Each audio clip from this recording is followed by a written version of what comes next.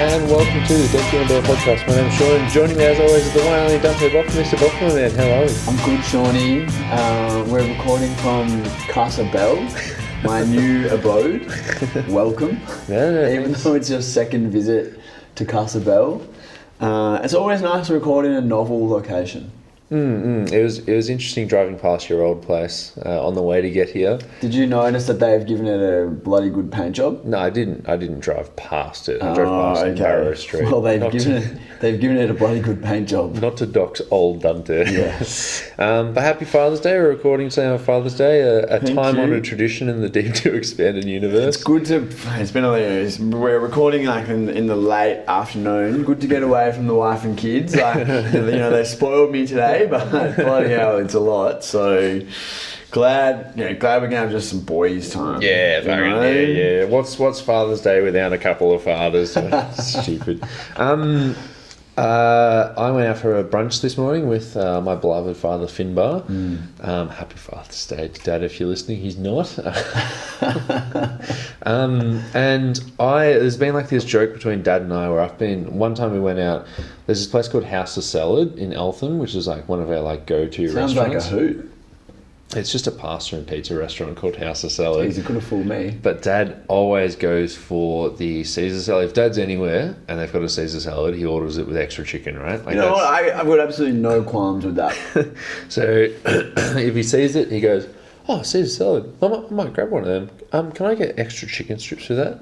It's fucking. You can almost quote him as the waitress comes around, right? And there's one time he got it from House of Salad, gets it all the time, walks in. This is when I was living with him, and we would always go to House of Salad. And then there's the egg on top, the poached egg, and he put his knife into it, and it just plopped out, and like the yolk leapt. Like I'm talking like halfway up his shirt, on a white shirt. He's got this massive stain. It was a nice little funny joke, ha ha ha, And I always remember, like, because he keeps on ordering Caesar salad, so I'd be, "Oh, Dad, watch out for the egg. This one might get you." Very harmless joke, very nice, lovely joke. Went out for brekkie today. We both got big brekkies. Dad accidentally ordered the vegetarian big brekkie. What an idiot. Yeah, we split the meat, don't worry. So, sorry, done. And then, so I'm getting me plate ready. I'll put a little bit of this here, a little bit of that there, right? And then I accidentally nudged the egg, and it fucking rolls off the plate, and I'm like, fuck, I go to catch it, rolls onto my new jeans, right? This egg's just rolling all over my jeans, and there's nothing more like primal than grabbing a whole egg off your pants in your hand and plopping it back on the table. So we're talking that this is like a soft boiled egg? Yeah. Like a jammy egg type situation? Yeah. Interesting. On my pants. Yeah, I mean, I'm just thinking about it more in the context of like a Caesar salad, but like, why wouldn't you do like a sunny side up fried egg For the big break? Because today was a big break. But why would you do like a jammy egg in a big brekkie? Did you ask for that? No, it's just how it comes. Poached. That's odd. Yeah. But is it poached or is it boiled? Poached. Okay, poached, that makes sense to me. The poached egg was rolling off the table. Yeah. Good poach. It's a good poach. Beautiful You poach. can taste the plastic that they are poached it in. Yeah. I only found out about that yesterday. Well, that they cook eggs and meats, they pre-cook it in vacuum sealed plastic in industrial kitchens.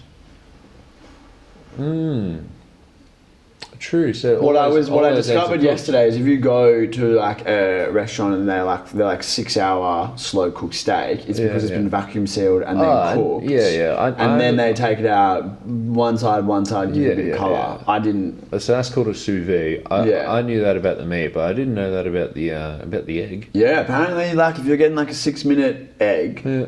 This is what I learned yesterday from Chris Howell. Shout out, Chris, if you're listening. He's not. If you get a 6 minute egg, they're not cooking it on the spot for 6 minutes. It's like a pre-done egg because they just roll them out, like warm it up, get it nice and jammy, and then all yours. Yeah.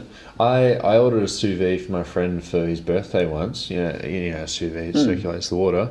$80 for a stick that circulates water to 32 degrees, right? Like a bit of a rip. Yeah. You just keep the tap on. A lot of water, actually.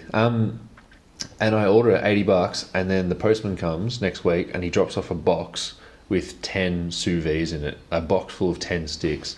each worth $80, and I just ordered one. I triple checked my bank account.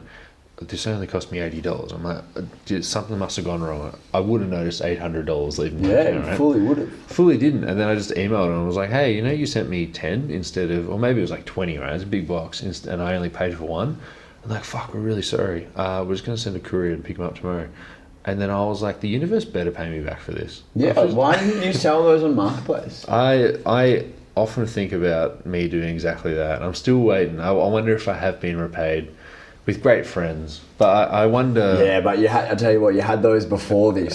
So... I could have had $800 and friends. Yeah, you could have. I often think about that. Because I remember I called my mum the next day and I was like, God, get a load of this. And she's like, can I have one? Yeah, fully. Like, yeah. Did the company give you like a fucking like, oh, we're going to give you like a year subscription to, Water Stick Pro or something like that?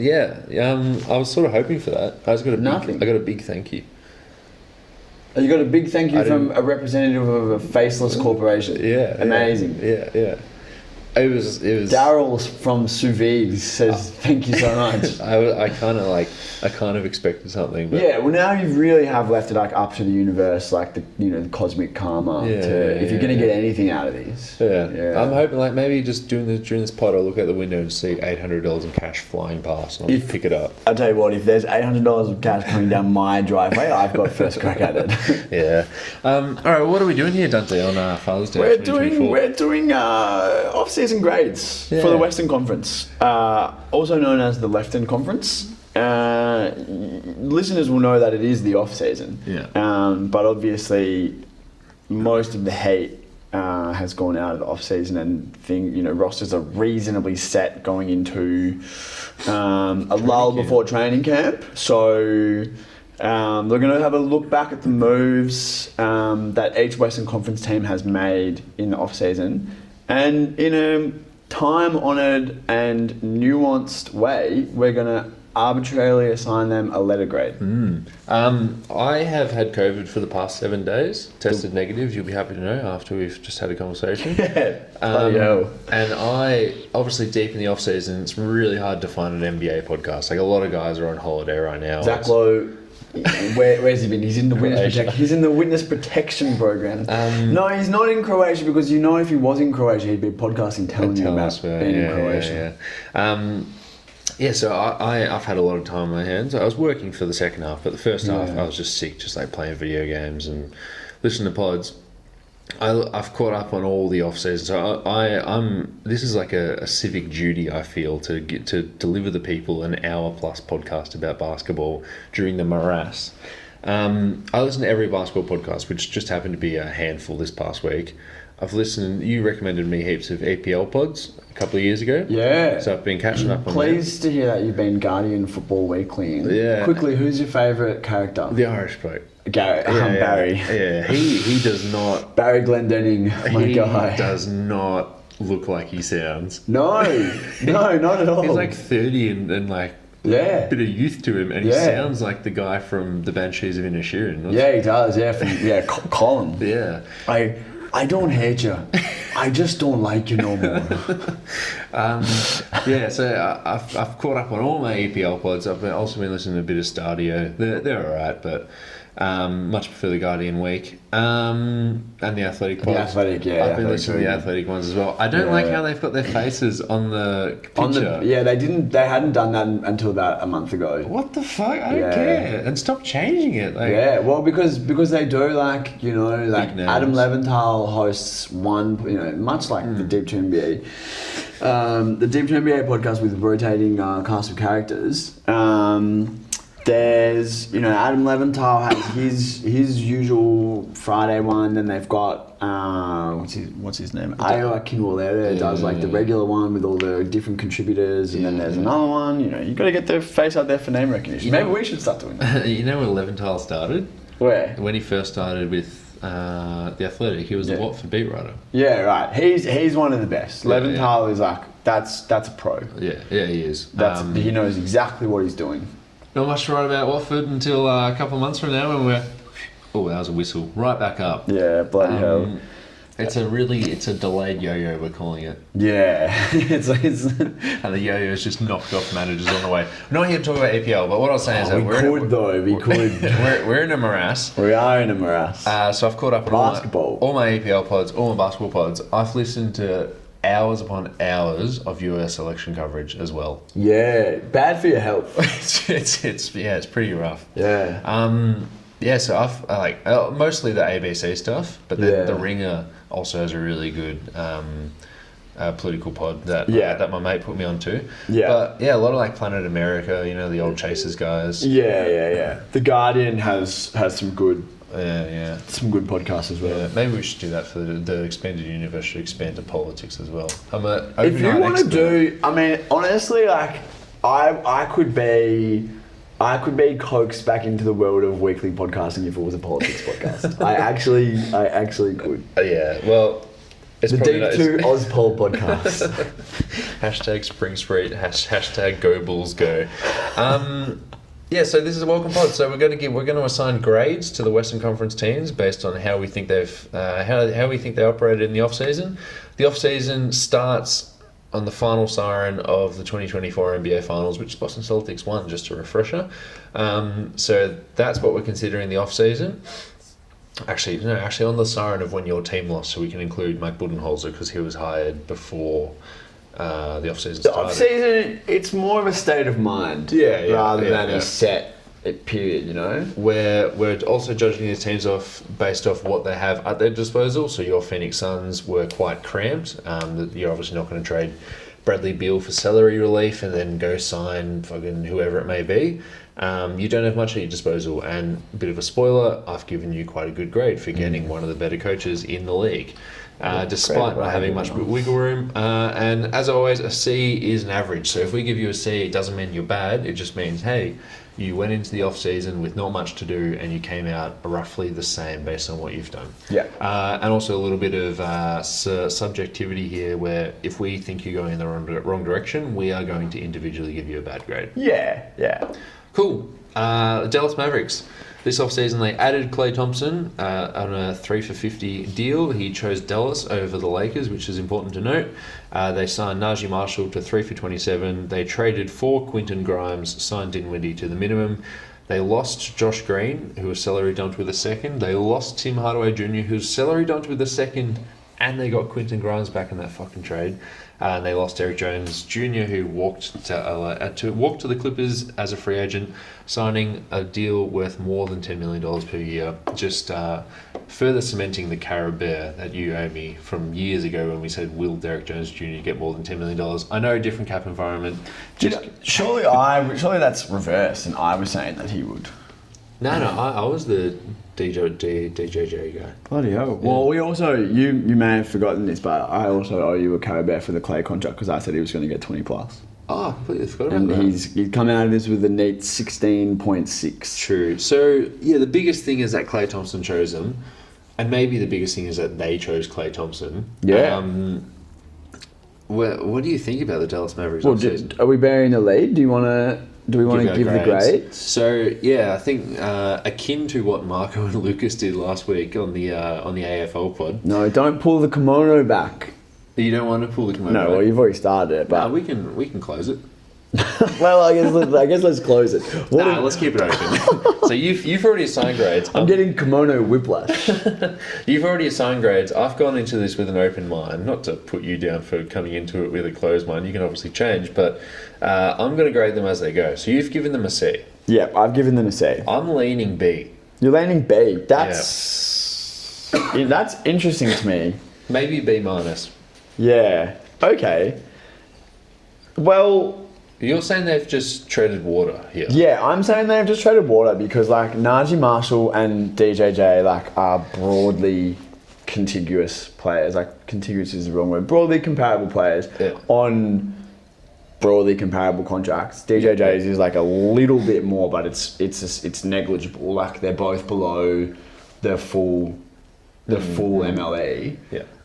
In that kind of like 9, 10, 11 million range. Yeah. And like, yeah, DJJ, like, we've known for years his limitations, but Dallas also showed really how they can use him quite effectively in the postseason for the first 3 rounds. When he hits his shots. When he hits his shots, but also like, you know, he's not someone who you can just roll out onto the court and say, stand in the corner and space the floor. It's like, okay, yeah, actually, are you involved in the offense in a way that he was? Yeah.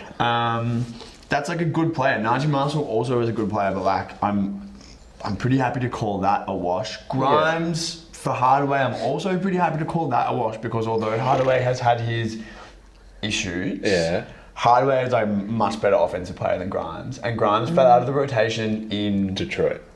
Well, in New York, who is a broadly similar team to Dallas in terms of like the upper echelon of the conference, like, you know, hoping to make a deep playoff run, loads of good players. Yeah. Grimes didn't cut it there, and then went to Detroit, and you know, like you said, fell the rotation there. So I'm not like looking at you know, Hardaway out and Grimes in as like some sort of coup. Dinwiddie has been terrible and injury prone for like multiple years in a row, and you know, you will know. I've always been super skeptical of Dinwiddie, even when he's been playing well, and even when he's been coveted as like, oh my god, like Dinwiddie, we could get him and bring him in. Like, I think Dinwiddie has like a very appealing veneer, but behind the veneer is just like a crypto bro. He's got like scurvy. He's like scurvy teeth. You know, terrible, like rotting gums and stuff. So that leaves you with Clay. Like, am I going to get excited about Clay? Absolutely not. What? Clay spotting up around Luka and Kyrie, like, awesome. Awesome. Does that, like, it doesn't solve, you know, any problem in its entirety. Like, it kind of, the problem that they had is, like, Derrick Jones Jr. isn't going to hit all of his shots. Josh Green last year didn't hit all of his shots. Having someone who is going to hit those shots, like, will solve that specific issue on offense. But, like, it's going to create problems on the other end for a team that's not really equipped at any position other than the 5 to deal with that. So am I getting excited about that? No. I think this team, we're talking about a finals team that looked unbelievable for large stretches of the playoffs and finished last season on an absolute tear. Like, I still think they're going to be a really good team. I just don't think that any of these moves in isolation or taken together, it makes me say, oh my god, they've stepped up. I think the Najee move is maybe like a C+, right? So you're swapping out Najee for Derrick Jones Jr. because we saw his limitations when he doesn't hit his shot. He's a great asset for rim pressure, but they've got the 2 centers who can capably do that. And if he's not hitting his shots, like, can you even play him in the regular season, right? Najee Marshall can hit his shot, and it's going to be nice to see him in a bigger role. And there's not much money, 3 for 27, right? I'm a much bigger fan of getting off Tim Hardaway Jr. and Josh Green for like next to nothing, and getting Quinn Grimes, who it sounds like I'm higher on him than you, fell out of the rotation for what we're now calling a bad coach. Yeah. Okay. Yeah. All right.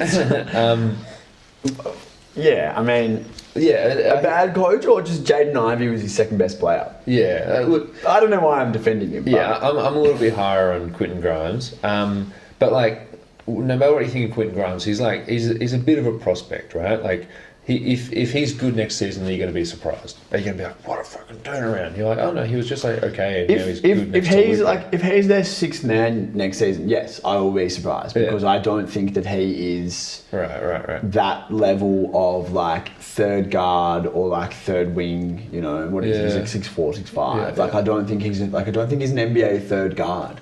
I won't be surprised if he's the 3rd guard. So maybe we're just different on that. But I think to get a guy who I'm not surprised if he's your 3rd guard, to give up to get off Tim Hardaway Jr.'s contract, like, they found value there with both their shooting guards who aren't very good, because Charlotte are like, yeah, we'll take Josh Green. Oh, you want to give us a second as well? I think like Josh Green, he was on like 3 for 54, 4 for 54.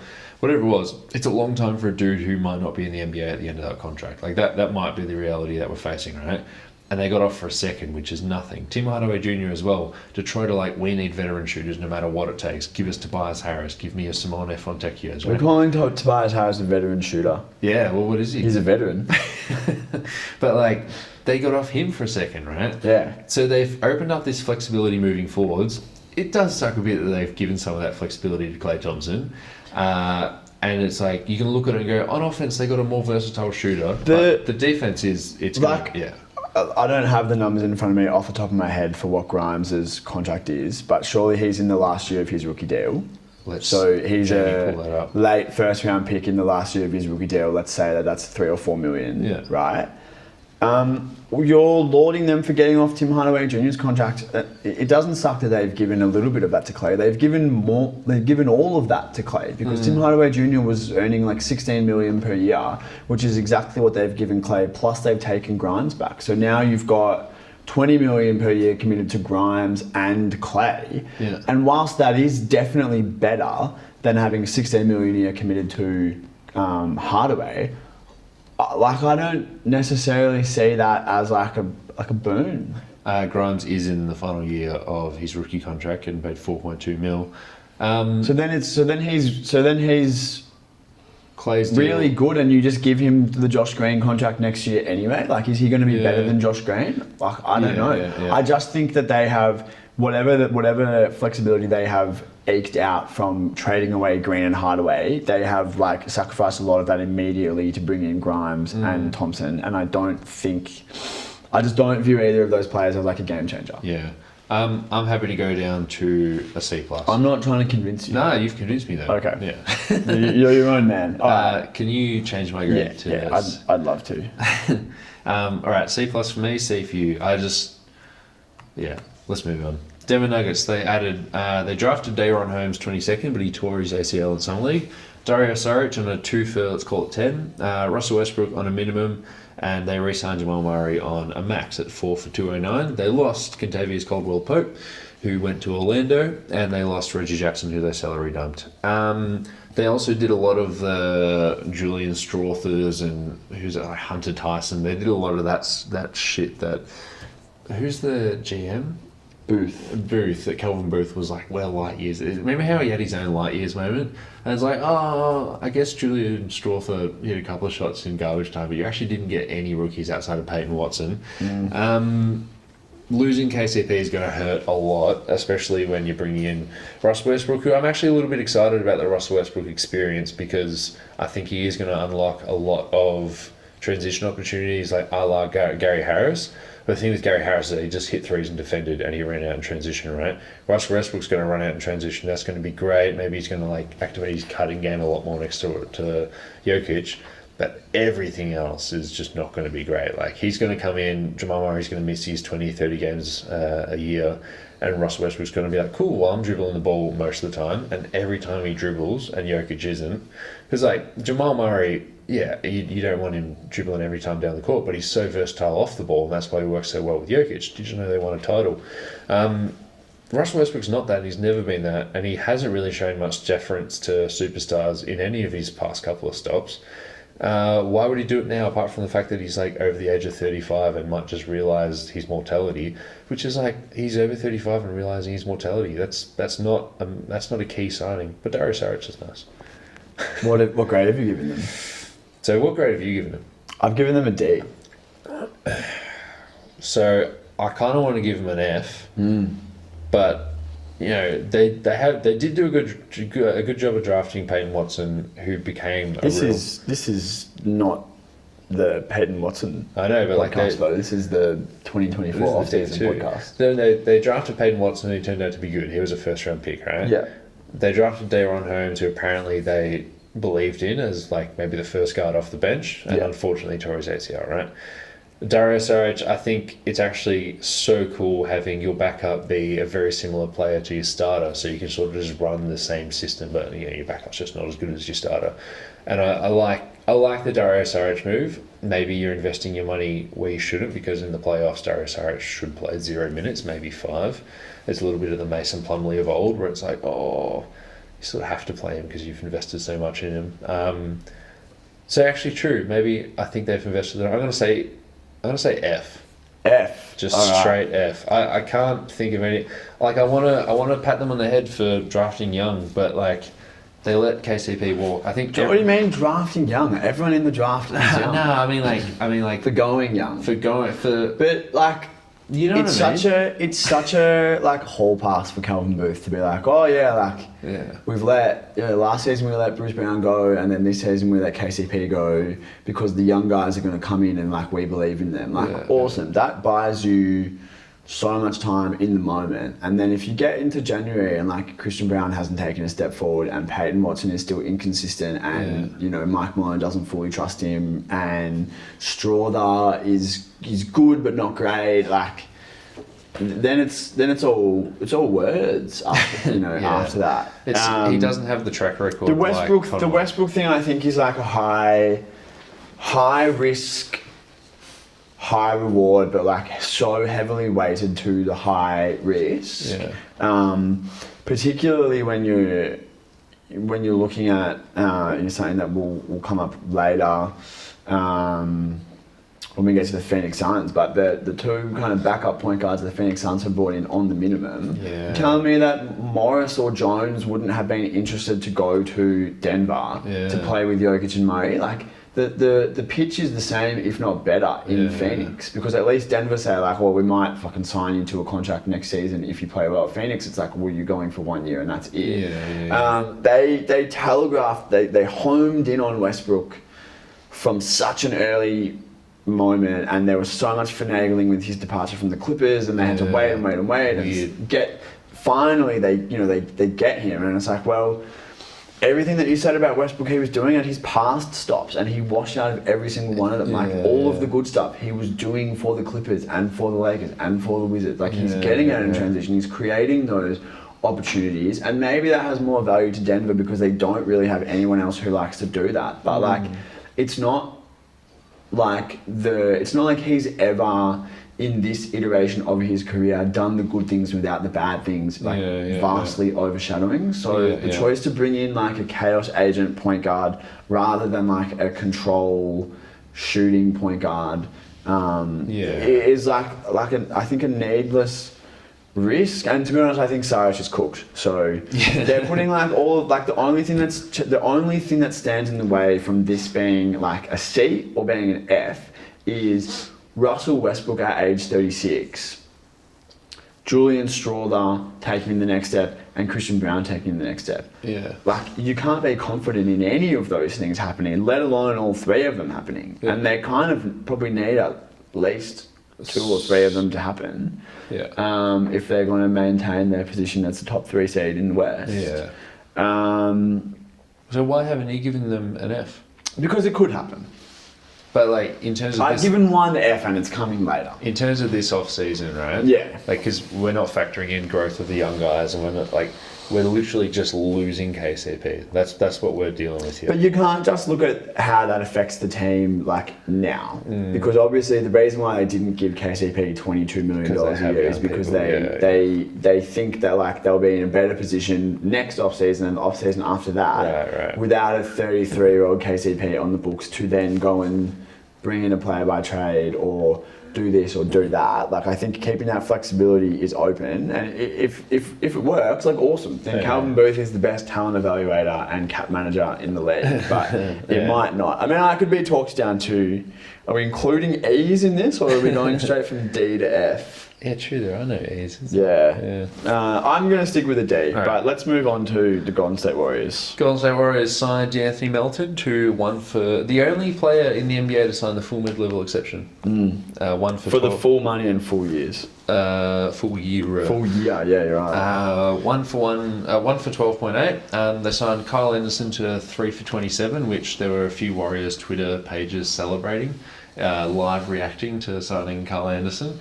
Signed Buddy Hield to a sign and trade. Hard to find a concrete number, but it looks for about 4 for 40, which is quite good.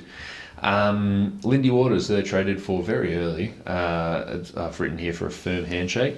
They lost Klay Thompson, who walked to Dallas. They lost Chris Paul, who was waived and is now with San Antonio Spurs, and Dario Saric, who we just spoke about. The Warriors By all accounts, we're shopping around for a deal. Did you just Google Lindy Waters?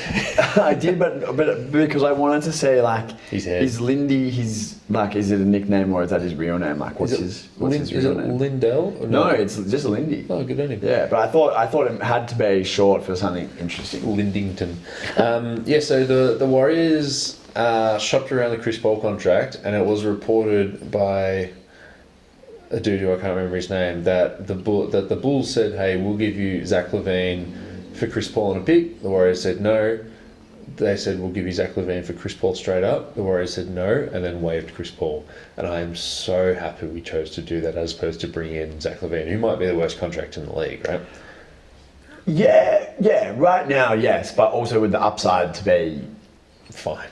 well, like actually really good. Like, Yeah, there's a hypothetical world where Zach LaVine is now healthy and in a new situation and reinvigorated, and he hasn't like lost the ability to score, Jump from 3 years ago. You know, like I think it's it's gone. Yeah, So we were close on the Larry Markkinen trade, but apparently not close at all. because he loves fishing too much. Yeah, but Danny Ainge was like, "Oh, we want every single one of your picks and 3 good young players, and is Steph Curry available?" Well, and also because Markkinen, like, there was the whole situation where if Markkinen signed the contract, the contract extension that Utah were almost certainly going to put before him, if he signed it on the day of, on August 6th, then he's locked in and he knows he can't be traded for the rest of the season. But if he delayed it, then he would be trade eligible for part of the season or at the trade deadline. There's one day. So clearly Markkinen wanted to stay in Utah, and he signed it to align with the fact that he essentially now has a no trade clause for a year. And yesterday and if he was interested in coming to Golden State, he could have delayed. He could have, So done it quick. Danny Ainge saying we want this, we want that is kind of irrespective. Like, the player in this instance was never actually going to pursue a move away from Utah. And then we are not interested in Brandon Ingram, according to multiple people. So by all accounts, we shopped around. Brandon Ingram is like the ultimate, like, who want me meme, 100% no cap. So by all accounts, we shopped around, tried to get a better dude, and in the end just settled for, like, D'Anthony Melton. If he's healthy, he might be the best free agent changing teams, right? No, obviously Paul George. Such an insane thing to say. He's like the best 3-and-D2 in the league. We have you and I haven't potted in like a while, but it's good to know that like nothing ever changes with you. Nothing ever changes with you. But he got injured early in the season last year, and he was going to be out for a week with a back injury. Yeah. And then that got pushed back months and months and months, and he missed the rest of the season. Yeah. So what you're saying is he's fresh. Yeah, it's concerning if he's not healthy. But Kyle Anderson, just like what I was saying with Dario Saric backing up Jokic, have a forward that can shoot in a tiny pinch when he's wide open and he gets to like feel the breeze. But can also play make at the 4 and 5 position. That's pretty cool. That's going to be a nice little 1-2 punch with Draymond. The slowest punch you've ever seen. But Draymond will punch. Yeah, he will punch. Buddy Hield, fucking obviously, is the parallels to Klay Thompson. I think it's actually quite a good value contract. Would I rather Buddy Hield at 4 for 37 or Klay at 3 for 50? Despite... It's not even a question. It's like... It's not even a question. Like, I will set the land speed record for signing that deal. Buddy Hield... made the playoffs for the first time in his career this year, and he had like 5 threes in one quarter, and then like missed every other shot he's ever taken. Klay Thompson also missed every other shot he's taken in the last game of our season. Have you watched Warriors, by the way? Klay Thompson missed every shot he's taken, except that every shot he's taken was a 1 dribble pull up to his left. Also, pull up 2. Like, Klay Thompson's going to miss 11 shots in the knockout game and then hold up 4 fingers to like some young upstart dudes. Like, Buddy Hield's not going to do that. That's pretty great. Because Buddy Love. What grade have you given them? I think it's more of a B or C plus. Okay. What have you done? So I've gone B plus because I think it's so not a question whether you would rather have Klay or Buddy Hield at this stage. Yeah. As a player, I think you'd rather have Buddy Hield. It didn't work out for him in Philly. Like, fair enough, bad situation for him missing shots. I don't know. But we've got like a long track record of Buddy Hield as like he is what he is. Yeah. And what he is he actually makes those shots and takes them at just as high a rate as Clay, but like makes more of them over the last few years. I think slow-mo is like a fine pickup.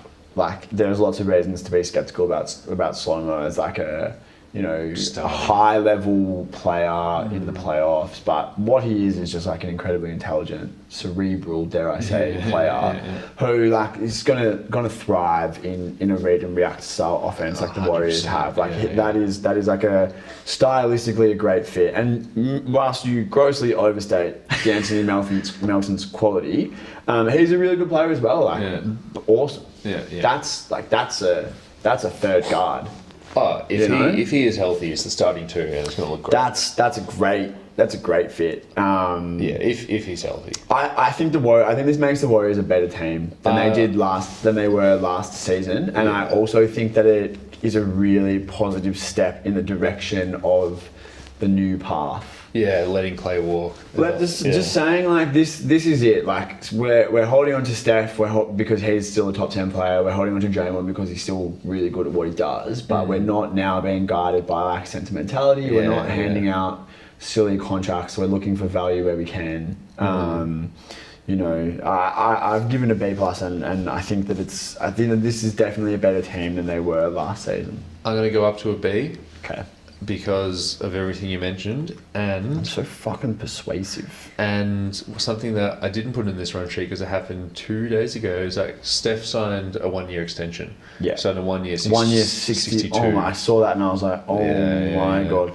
The Premier League transfer window is just wrapped up, and they're talking about like, oh no, like they owe this player like $10 million in wages this season. And it's like, fucking hell, they're trying to sell this player because they need to essentially get his wages off the books, and it's £10 million. It's like, Jesus Christ, like a lot of money. Forever it was footballers were earning the most. Like soccer players were like the gold standard of like athletes. And like when we were 10 years ago, when we were like just getting into basketball, it was like, wow, like Ronaldo made 40 million last year, and now it's just been dwarfed. Like it's 1 year 62 million. Anyway, it's neither here nor there. Everyone who's listening to this will be well aware that basketball players are well paid. But the Steph Curry buying in, I think that's great. I think that says is something. That buying in, or is that just? It's a lot of money. Here's 62 million, and he signed an extension the earliest off season he could. That was only available this off season. He waited. He saw everything that happened. Said, "Cool, I'm happy. Give me 1 more year. 1 more year of trust." And if we've just got shooting around the nucleus of Steph and Kuminga. Okay, it's time also, to move on. All the pod stuff where he's untouchable, like. If you had to bet 1 million shot carrot bears that Pod's makes on an all-star game for his whole career, would you say yes or no? No. Which is like, why is he untouchable in a Larry Markkinen trade? Which is now like we know didn't happen, but it's like I remember my mate Jackson asked me like, "Oh, would you trade Pod?" It's like, yeah, man. Yeah. Can you imagine Draymond and Larry as your front court? Yeah. Then again. When the whole fucking Kevin Durant thing was going on, I was like, I don't know about trading Mikhail. Yeah. Like there are some guys that's like, maybe it is worth more to you just to keep the guy that is a great fit, who's doing everything the way that you want it. Yeah, who's doing everything the way that you want it, and you maybe the ceiling is an all-star, but the ceiling is like a great role player, and you're pretty confident you're going to get that. I don't know. It hasn't really worked. My Phoenix Suns optimism is at an all-time low. Hasn't really worked out for us, you could say. You're anyway, cautious. Let's move on to the Houston Rockets. They swapped first with the Phoenix Suns and Brooklyn Nets in the Mikal Bridges trade. They re-signed Aaron Holiday to a 2 for 10. They traded, I think it was the 44th pick for AJ Griffin. I did that off the dome, if that's correct. They gave Jack McVay a training camp contract, and they drafted Reed Shepherd 3rd overall. Didn't really lose anything. The powder is noticeably dry, and they now have like that Brooklyn trade is like, I'd much rather Brooklyn's first. They've got Ben Simmons and like Cam Thomas on their roster, but that trade wouldn't have happened if Brooklyn couldn't get their picks back to then go into a tank. So it's like it was either keep middling Brooklyn picks or get these Phoenix picks. And like for the for the rumors going around about how Houston are interested in like Devin Booker and Zion Williamson and Kevin Durant and stuff, it's like cool. You now have Phoenix picks to offer them that same. Hey, you can just rebuild yourself. I think it's quite good. What do you think? I've given them a B. I've given them a B. I think it's very good, and I think the reason why it's not higher is because, as you say, the powder is noticeably dry. They've decided that this isn't the off season to go and swing, and you know, like they had the Nets picks, and so they were able to kind of say like Mikal is obviously the logical target to use with those picks. Now they're looking at KD or Booker. I think the chances that Booker gets traded are like close to zero. Yeah. The chances that Booker wants to leave, I think, are close to zero. Yeah. And trading for KD, like, why would you do that? Yeah. You're not gonna if they get KD tomorrow for Jalen Green and picks. I don't think they're contenders. No, and I don't think they'd be contenders in 2 years. Yeah. You know, trading. History would tell you that in the last 6 years, trading for KD doesn't guarantee you contender status for a variety of reasons. Yeah. But it's not like a golden ticket. Anyway, like they're now in a position where they can pressure Phoenix. I think bringing in Red Shepherd, Hayes looks easily the most convincing of the top 3 picks. And you know, like he probably has. Like I can't say that I watched him before the draft at all, but obviously I've seen the summer league stuff and read up on him after he's been drafted and stuff, and listening to pre-draft pods. He seems like the kind of guy who in this draft has a chance to pop and be like a really special offensive player. And he's really, you know, a really good mix of. He's small, but he's actually super athletic. Yeah. So at least if he can get the defensive buy-in, he might not be a turnstile. And he's Jalen Green insurance. So if Jalen Green continues his strong play, and you use that contract when he eventually does sign it, to pair with the picks and ship him off, then you've got Red Shepherd, you know, who can just slot into that role and hopefully not miss a beat. So I think a B is where I've landed. What about you? I've given them an A. Given them an A. That's it. Is that our first like major divergence? I guess that's not a major divergence. Everything you said, but I just think it's great. Like Reed Shepherd, he looks the best out of the top 3 picks. He's also the only top 3 pick I've got a highlight bookmarked on Instagram. Like he looks really cool.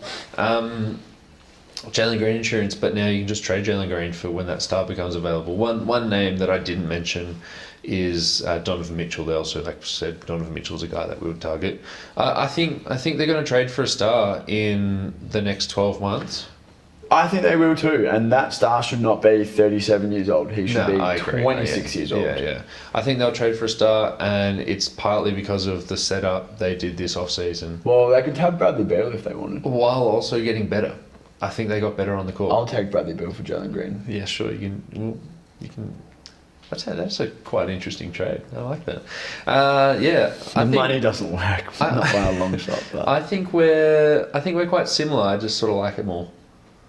Yeah. Which is why I've given it an A and you've given it a B. We move on. Yeah, let's move on with a handshake. Los Angeles Clippers, they signed Kevin Porter Jr. to an assumed minimum. They signed Derek Jones Jr. to 3 for $30. Added Chris Dunn. I believe it's not even guaranteed, but some people are saying that it is. Added Mo Bamba. You might know him from the Sun. Previously drafted 5th or 6th. They re-signed James Harden to 2 for $70, so he did get a max contract, but not for the years. Ha ha ha. Nick Batum, 2 for $10. I thought he retired twice already. They lost Paul George, you might have heard of him. He signed outright with the Philadelphia 76ers. And they lost Daniel Tice, Russell Westbrook, and Mason Plumlee. Known abusers in the new stadium, Kevin Porter Jr. and Josh Primo. Players on the roster to save family from a burning building, Bones Highland. And the PJ Tucker situation is very odd. Have you heard all those rumours going on? No, what's the PJ Tucker situation? Other than he hasn't played on either of the last 2 teams that's traded for him. And he pretty much said, like, get me out of here. And like he was at the hairdressers. But he pretty much said, like, get me out of here. Like, you're not playing me. I want to go somewhere else. He was at the hairdressers. Fuck. That is so funny. Remember, there was a time when Eric Bledsoe was like a major figure in NBA life. Yeah. It's been so long since that was the case. Yeah, but they're just like sort of holding PJ Tucker, not hostage because he's under contract for another year. Also, like, they probably don't want him. Well, he that's wasn't the thing. He wasn't playing. Yeah, and then but they just keep him. I'm not prepared to give PJ Tucker the benefit of the doubt in any weird situation because there's a significant non-zero chance that the weird situation at least has something to do with PJ Tucker also being weird. Yeah, but it's just weird because he's not playing, but they're also not going to let him go. Yeah. But yeah, you've given them an F. Yeah. The Paul George stuff where they didn't like offer him the 4th year, and then Philly are like, oh, well, the 3rd year or whatever, and Philly are like, okay, here's all the money you want. You're a good player, and you fit. Well, I mean, have you mentioned it in the runny that there's reports differing. I don't think that there's like why Paul George is a pretty candid kind of person, like maybe too candid sometimes. Yeah. Like he's gone on his kind of channels over the offseason and detailed in like. You outlined in detail the steps and the phases of the negotiation. So I don't think there's any and the offers that were put to him by the Clippers. I don't think there's any reason to discredit those. And the Clippers basically started low on years and money, and only slowly and by increments in both years and money got up to a number even approaching what he wanted. Yeah. And what he ended up getting in a heartbeat from the Clippers, so from the 76ers. And like the way PG was saying, it was like those negotiations were kind of a bit sapping for his motivation to play for the team because they were playing such hardball with him after giving Kawhi a max for 3 years. He was like, why are you being like this? Like I kind of don't want to play for the team anymore. And then Morey comes in and says, come play with Maxey and Embiid, we'll give you the years and the money. Like, of course Paul George is going to take that. Like, in terms of relationship management with both the player and, his representation, I think that they really just fucked it. Yeah. Because they've ended up charting the middle path. Like, if you're saying, like, geez, we really can't justify giving Paul George 4 years, which I think is a completely sensible concern. If you can't justify it, you can't justify it. Why then have you in the interim given Kawhi the max and given Harden 35 million? Where the fuck was Harden getting 35 million from? They haven't committed into the years, but they've locked themselves in with these contracts of financial inflexibility, and they've lost Paul George. Whereas if they had just given Paul George the years, then at least in this interim with the Harden and Kawhi short extensions kicking in, they would still have had a credible playoff playing team. Now they don't really. Yeah. All of the guys they brought in suck. Yeah. Well, Derek Jones Jr. is good, but Derek Jones Jr. is good, but what is going to happen with Derek Jones Jr. is he's going to go and become Derek Jones Jr. can't shoot. Yeah. Well, also Derek Jones Jr. small forward, spotting up in the wing. He's gonna shoot 41% from the field, 32 from three, and average 9 points, and it's gonna be true. And then he's gonna get traded in a fucking salary dump to some random team who's going to say, Derek Jones Jr., how about we start using you in pick and rolls and off the short roll and get cut into the basket? And then everyone's going to be like, wow, Derek Jones Jr. out of nowhere. It's the fucking life cycle. And you compare him to Paul George and he doesn't look great. I just think that this, they kind of cooked it on every move, and the things that they have done to try and patch up the rest of the roster, it's just not good. Yeah. I'm trying to think of ways to not give them an F, but I'm going to give them an F. An F. I think they well and truly deserve an F. There's the process I think was wrong to let Paul George walk, because I agree that you probably don't want to give him that 4th year, but you sort of have to, because you're going into a new stadium and you got to sell them on a good team. The whole thing we've heard for the last 18 months around these negotiations and Kawhi and Paul George's free agency is, the new stadium. Well, congratulations. Now you're going into a new stadium with 35-year-old James Harden as your second best player. Who's fucking turning up to watch this team? Yeah. No one. Oh my God. And also, we've got Chris Dunn coming off the bench and Mo Bamba's our backup center. Sick. Well, one of the guys you added is Kevin Porter Jr. Yeah, well, I mean, That's just the cream. Unfortunately, I don't think that that's going to have like a negative impact on the ticket sales or whatever. Yeah. But it's like that's the cream on top of your F. Yeah, that's the cream. Yeah, and Josh Primo. All right, let's take a break. The Jeff Van Gundy Tribute Show is your fortnightly dose of the lighter side of basketball, hosted by me, Marco. And me, Lucas. We take a more laid-back approach, talking about the NBA, the WNBA, FIBA basketball, culture, whatever tickles our fancy or grinds our gears. The show is filled with great guests, classic gags, and a healthy dose of tangents in honour of the great man himself. The Jeff Van Gundy Tribute Show, fortnightly on the Deep 2 Podcast Network. You know, loves just talking about the league, certain things like that. You want to talk WNBA?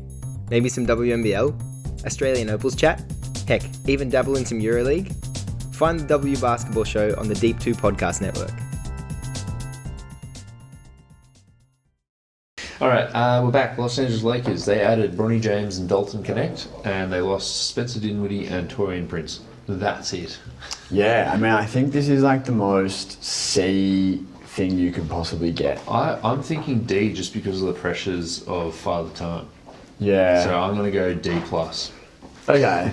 Because it is just C. They've just sort of treaded water for a team that they might believe in, but I don't think they should believe in. The whole like Dalton Connect thing is really interesting because everyone's been kind of like, oh my god, they got this guy. Like he slipped in the draft apparently, and like he's a great shooter, and he's like athletic, attacks off the dribble. Yeah. But it's so difficult with these like Lakers draft. Lakers draft is like, oh well, this guy's you're getting like a 25% media boost because you're on like, oh my god, wait, this guy knows how to dribble. Like, and he's on the Lakers. Like that's a great fit. This is going to be amazing. So who knows? Like, you know, how many rookies drafted in the 10 to 20 range every year come in and actually contribute to a good team? Like 2 each year. Yeah. So I don't know. It's a major like water tread from where they were. Yeah. And where they were is like 45, 46, 47 wins and a play-in fight. So I think you know, D+C. Yeah, I just think because of the pressures on them with LeBron James's age and Anthony Davis's age, they got a really healthy season out of Anthony Davis last year. But that doesn't mean that you can like just rest on those laurels. I think they still need to improve the team. If he pops, I still think I'm warranted in giving this a D+/C. Like if Dalton Connect becomes prime Trevor Ariza tomorrow, I still think it's about a C because you just drafted a guy. They would say the reason why they didn't feel compelled to do too much is because they got Gabe Vincent last year. He was like their kind of like big free agent signing. He missed basically the whole season with injury. Yeah. So now they're it's like getting another free agent signing. Yeah. So kind of fold that in, and hopefully injury troubles from last season aren't as prevalent. Why on earth we couldn't rely on that being a reasonable excuse is just unclear to me. But that's what they would say. Next team, the Memphis Grizzlies drafted Zach Edey 9th. They salary dumped Zaire Williams, among other things, to the Brooklyn Nets. And after doing that, they gave Luke Kennard a $1 for $11 million deal. It's looking like this is going to be their last season under the luxury tax before fully making it either a move next season to trade for whichever star becomes available, or it's just going to simply get more expensive and they're going to be in the luxury tax. I think they're less than $1 million away from the luxury tax line, so a bit of a tread water season. We're going to see what happens next year. Luke Kennard's going to come off the books. They're going to be able to trade Marcus Smart. I mean, they still can, but they want to stay cheap. Trade Marcus Smart and or Brandon Clark and throw in all their future picks and see who they can get, and hopefully it's a wing that can guard 3s and 4s.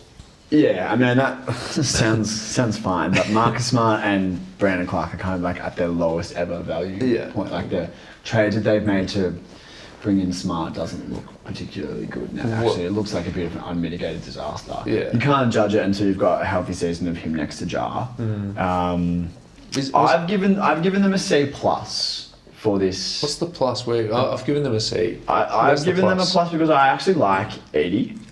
Yeah. I like Edey, not necessarily like Edey in a vacuum, but I like Edey on this team because obviously he's fucking huge and he's like a bit of a galoot offensively. But he runs in transition, he crashes the boards, like all of the things that you expect a 7'4" center to do, Yeah. he does really, really well. Yeah. He's an awesome shot blocker. He's got defensive presence. He should be an interesting offensive piece for them in the mold of pick and roll player, and that's what he did in college. Just pick and roll, pick and roll, pick and roll. Like, he won't get post-up touches. Yeah. He's not going to get those college post-ups against like future lawyers where he's just under the rim against a 6'9" guy. I think that I'm an 80 optimist with this team. I think that there's like a path for him to actually be really good. I wasn't, and I remember Marco and I were having a laugh when he got drafted. I remember. But watching, like, because he got drafted, then Ja Morant posted that meme where it's like someone looking at a tall person, right? But then Ja Morant, like, it's so cringe, but I watched those, like, highlight clips of last week or the week before of them working out together, and Ja's like, man, like, can't wait to run pick and rolls with this guy. That's tangible. It's super tangible. Yeah. What was Steven Adams doing on this team that, like, he's not going to be able to do the same thing. Like, he's the exact same mold of player. He's just maybe has a chance to be better. And it's cool that they're like, Edge's not going to close games. They're going to close with Triple J at the first. He might, but like, if he does, that's great. But he doesn't have to. He's not going to close games in November, but he might be closing games in March. Who knows? But I think it's good that he doesn't have to, because it's not like they drafted a centre. They just drafted a 20-minute centre. Yeah, which is like, and they're going to pay him $6 million. I feel like we're too positive. I think this can come back and bite us on the bum, but I'm happy to keep saying it. Yeah, well, I mean, like, he's the 9th overall pick. Like, it's highly possible he could be bad. He's also a 7'4" centre. So the value proposition of a 7'4" centre is that there are almost certainly many things that he will be bad at. Yeah. But the things that you want a 7'4" centre to be good at, he's got an above average shot at being good at those things, and he'll get the opportunity. Yeah. I think, I mean, I'm not, obviously, like, I'm not fucking, like, banging the drum. I've given them a C+, but I think, you know, the biggest thing for them is, like, the Los Angeles Lakers logic of, like, bringing Gabe Vincent's, like, our new sign. It's like, well, Ja last season was a complete fucking train wreck. Now you have your team in place. And I've mostly given them a C because they pushed everything back a season. So it's like, when they truly improve the team, it'll be next. So if they don't do it next off season, it's like, cool, well, I gave you a C last season. What the fuck? You didn't do it. You know? Because I do think this team isn't a title contender until they trade for Andrew Wiggins, for example. Yeah. They should. But I also wouldn't want Marcus Smart. Minnesota Timberwolves, they added Rob Dillingham, 8th. They traded draft control in 2030 and 31 for him. That was obviously a big move. They added PJ Dozier because Tim Connolly has to have PJ Dozier on his roster, and added Joe Ingles for the minimum. They lost Monty Morris and Kyle Anderson. Notes outside of basketball, the team is still not sold, and Tim Connolly might have just traded away 2 future pick swaps / picks for a team he will not be managing by the time those picks come around. I think there's a very high probability of that. There's also a clause in his contract that has been coming out that's like, he might not be in control of the team if the new owners purchase it fully, which is a bit like, that's interesting because I thought he was part of the decision to bring him in, but whatever. You've given them a B. Why have you done that? Because I think a team's executive operating with this unbridled sense of, I'm probably not going to be here in 7 years' time. Like, Dillingham gives Dillingham like kind of like a Reed Shepherd situation is like the other guy that's like, he could be like really good offensively. And like that was kind of the thing that we're watching the Timberwolves fall apart against the Mavericks in the postseason. It was there was one guy on the team who could create his own shot. One guy. It's not enough. Hey, that guy is really good. Yeah. But Dillingham gives them exactly what we just saw them lack. Yeah. And you know, from a value play, like giving unprotected. I think one of the pick swaps in 30 and 31 is unprotected, and one of them is top 1 protected. Yeah, so, like, the value play on that might not be very good, particularly if Dillingham doesn't become a star. It might not be very good if he does become an all-star. A lot of pressure on a young guy. But in the moment, like, I think he's like an 80 situation. Like, he's not going to be starting for them on day one. Yeah. He might be starting for them or closing for them in April. Yeah. You know, like leading into the playoff run. It's- I'm not super worried about losing Kyle Anderson, and Monty Morris is a good player, but he didn't play his best basketball in. He also didn't play much. They Minnesota? full traded seconds for him and then just didn't play, which is like... I just think this is a team that hasn't really lost anything this off-season. Yeah. We know from the cap situation and the fact that they have two centres on their roster making $40 million, that next off-season or even the trade deadline, there will probably be pushes and shoves coming together. But for now, in terms of grading this off-season, they've added like a high upside player who addresses exactly what they needed. Yeah. What's the point of being stingy with these grades? It's a proactive way of replacing Mike Conley. Replacing Mike Conley, but also like giving them so much extra. Yeah, I think let's say Mike Conley's going to retire at the end of the year. Yeah. And then they're like, fuck, what do we do? Is Tyus Jones still available for the minimum? This is a very proactive way to go about that. It's also very bold. Tim Connolly has trusted his board in the past, and most of the time he's correct. So it's good. If it was another GM doing it, I'd be like, oh, I don't know. But because Tim Connolly has had such a good track record of drafting, C+. All right, it's very measured. Yeah, I just think losing Kyle Anderson, he doesn't do much like in the grand scheme of things, but he was a good depth piece. And they could have afforded him. They had his bird rights. They could have just paid him what Golden State paid him. And I'm kind of thankful that they didn't. But like Joe Ingles isn't going to provide anywhere near the value that Kyle Anderson did. Joe Ingles didn't play for the Bucks last year. He didn't play for the fucking Boomers, right? You know how easy it is for Joe Ingles to get minutes on the Boomers, and he was a coach. Like, he's not going to provide... He's going to provide 0% of the value that Kyle Anderson did. Yeah. That's a loss. Yeah. Unless you like Luka Garza at the 4.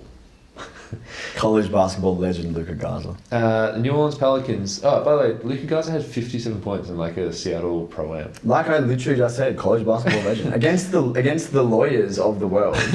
let me fucking pull up his. I know, yeah, because he was like Player of the Year or some shit. Yeah, I think he's like two-time Player of the Year. But are those Player of the Years like for your conference, or those Player of the Years like? No, like National Player of the Year. 2020-21 AP. Associated Press, Player of the Year, two-time Consensus All-American, Wooden Award, Naismith Award, There's too many awards in college. Two-time Big Ten Player of the Year, which is conference, and then all Big Ten. How do you separate the Wooden Award to the Naismith Award? The Wooden Award is like the award. It's like the MVP for the whole country. And what's the Naismith? Something else. Famously, the inventor of basketball doesn't have the award for the whole country. Yeah. Who was? Oh my God. Who was John Wooden? I don't even know, but I know his name was John. Luka Garza, in 127 games, only 2 of which were like as a focal point. College basketball, 18 points and 7.5 rebounds, 55% from the field, and he had a 30.5 PER. Whatever. Might be getting minutes for the 2024-25 Timberwolves. Speaking of centers getting minutes, the New Orleans Pelicans, they traded Dante Daniels, Larry Nance Jr. and stuff, plus the 2025 LA first, and the least favourable of the Milwaukee or their own New Orleans Pelicans pick in 2027 for DeJounte Murray. And they added some centers. Yves Messi, who they drafted 21st. They brought over Karlo Matkovic, who they drafted 52nd in 2022, but apparently he's good. Everyone keeps telling me he's good. And they added Daniel Tice. They lost Dyson Daniels, Najee Marshall, Jonas Valanciunas, Larry Nance Jr., Cody Zeller for what it's worth. They still have bingers on the team. And who's their starting centre? It's a great question. I think at the deadline, I hope it's their starting centre is Tice, right? On day one they might start. Oh, it's probably Tice, yeah. But by the deadline, it might be Yves Messi, and I really hope it is. Who's the backup centre for the Timberwolves? Naz Reid. I really hope it's Naz Reid. Yeah. Like shooting 5, can defend the paint a bit. Wouldn't that be awesome?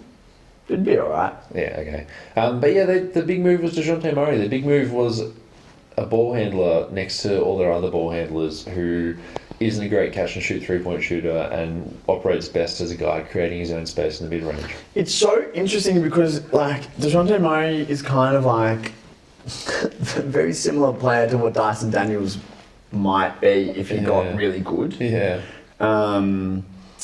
Murray needs to lock back in on defense because he's like not actually been a plus defender on ball for a while now. Yeah.